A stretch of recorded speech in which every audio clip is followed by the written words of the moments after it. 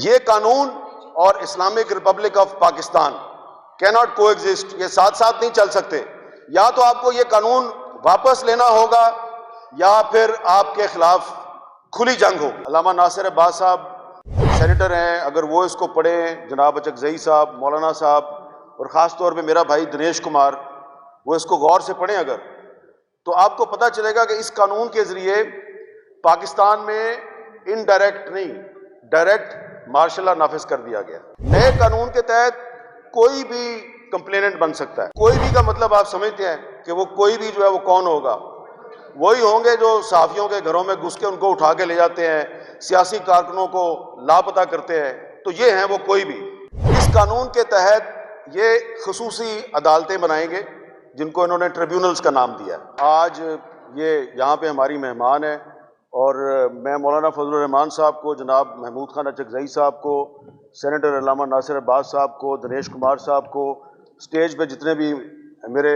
Seniors بیٹھے ہیں ان سب کو یہاں پہ خوش آمدید کہتا ہوں۔ اور یقیناً اسٹیج پہ بیٹھے ہوئے کچھ جو ہمارے بزرگ ہیں، سینئر سیاستدان ہیں، وہ آپ کا جوش و جذبہ دیکھ کے یہ سوچ رہے ہوں گے کہ بھائی یہ مرنے مارنے کے لیے کیوں تیار ہو گئے ہیں۔ تو یقیناً آپ سے کوئی چیز چھپی ہوئی نہیں ہے، لیکن آپ کو صرف یہ عرض کرنا ہے کہ یہ جو قانون آیا ہے، پیکا ترمیمی بل 2025، اگر آپ نے یقیناً یہ قانون پڑھا ہوگا، لیکن پارلیمنٹ میں تو یہ بغیر بحث کے منظور ہو گیا، تو پارلیمنٹ میں تو بحث نہیں ہوئی، تو علامہ ناصر عباس صاحب سینیٹر ہیں، اگر وہ اس کو پڑھیں، جناب اچکزئی صاحب، مولانا صاحب، اور خاص طور پہ میرا بھائی دنیش کمار، وہ اس کو غور سے پڑھیں اگر، تو آپ کو پتہ چلے گا کہ اس قانون کے ذریعے پاکستان میں انڈائریکٹ نہیں، ڈائریکٹ مارشل لا نافذ کر دیا گیا۔ اب اس کی نامنظور نامنظور ماشاء اللہ نامنظور نامنظور نامنظور ماشاء اللہ نامنظور ماشاء اللہ نامنظور ماشاء اللہ نامنظور۔ میں صرف زیادہ وقت نہیں لوں گا، صرف میں بتانا چاہتا ہوں کہ کیوں ہم یہ کہہ رہے ہیں کہ مارشل لا نافذ ہو گیا۔ یہ جس کسی کے پاس بھی اپنا ایک موبائل فون ہے، وہ سوشل میڈیا استعمال کرتا ہے، صرف صحافی نہیں، عام پاکستانی بھی۔ تو یہ جو نیا قانون ہے، اس قانون کے تحت انہوں نے ایک نئی ریگولیٹری اتھارٹی بنائی ہے۔ آپ کے پاس اگر آپ ٹویٹر پہ ہیں، یا آپ یوٹیوب استعمال کرتے ہیں، یا آپ انسٹاگرام استعمال کرتے ہیں، یا آپ فیس بک استعمال کرتے ہیں، تو آپ کو اس اتھارٹی کے پاس جا کے اپنی رجسٹریشن کروانی ہے، اور اس کے بعد جب آپ رجسٹریشن کروائیں گے تو اس کے بعد ہی آپ اس کو استعمال کر سکتے ہیں، ادروائز آپ کے خلاف اس نئے قانون کے تحت کارروائی ہوگی۔ اس میں پہلے جو قانون تھا اس کے تحت کمپلین یعنی کہ شکایت کنندہ صرف وہ بن سکتا تھا جو ڈائریکٹلی افیکٹڈ ہے۔ مثلا اگر کسی نے میرے بارے میں جھوٹ بولا ہے، فیک نیوز پھیلائی ہے، تو میرے پاس یہ رائٹ تھا کہ میں جو پچھلا پیکا قانون تھا اس کے تحت میں ایف آئی اے کے جا کے درخواست دے سکتا ہوں۔ نئے قانون کے تحت کوئی بھی کمپلیننٹ بن سکتا ہے۔ کوئی بھی کا مطلب آپ سمجھتے ہیں کہ وہ کوئی بھی جو ہے وہ کون ہوگا؟ وہی ہوں گے جو صحافیوں کے گھروں میں گھس کے ان کو اٹھا کے لے جاتے ہیں، سیاسی کارکنوں کو لاپتہ کرتے ہیں، تو یہ ہیں وہ کوئی بھی۔ سب سے زیادہ جو اس میں تشویشناک بات ہے کہ مارشل لا میں فوجی عدالتیں بنتی ہیں۔ اس قانون کے تحت یہ خصوصی عدالتیں بنائیں گے جن کو انہوں نے ٹریبیونلز کا نام دیا ہے۔ ان ٹریبیونلز میں جن ججوں کو اپوائنٹ کیا جائے گا، وہ ججز سپیریئر جوڈیشری کے ساتھ کنسلٹیشن کے بغیر اپوائنٹ ہوں گے، یعنی کہ جو آئین کا آرٹیکل 175 ہے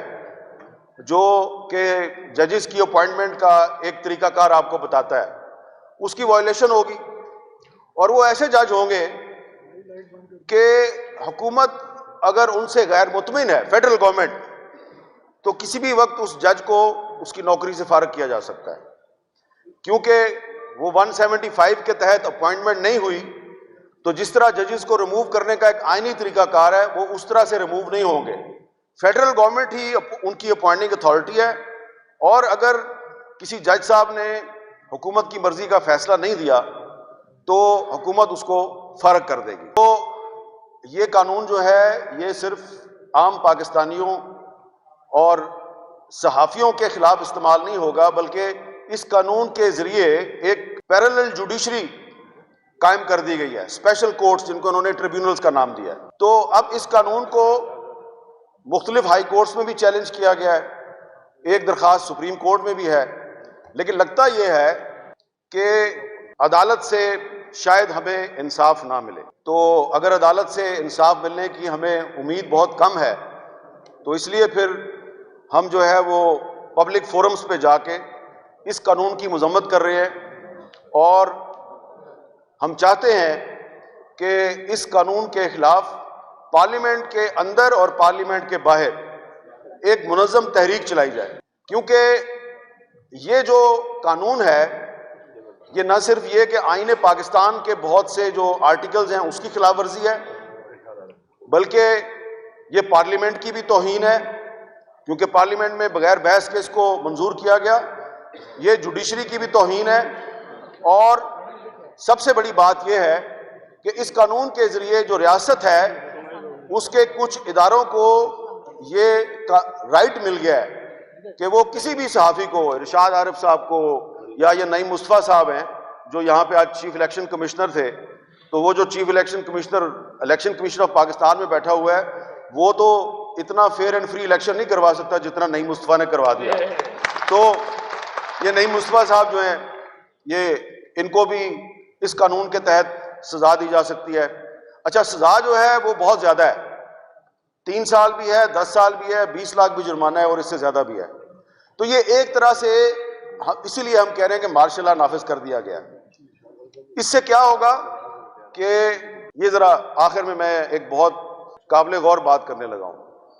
کہ جب پارلیمنٹ کی بھی کوئی اہمیت نہیں رہے گی اس ملک میں،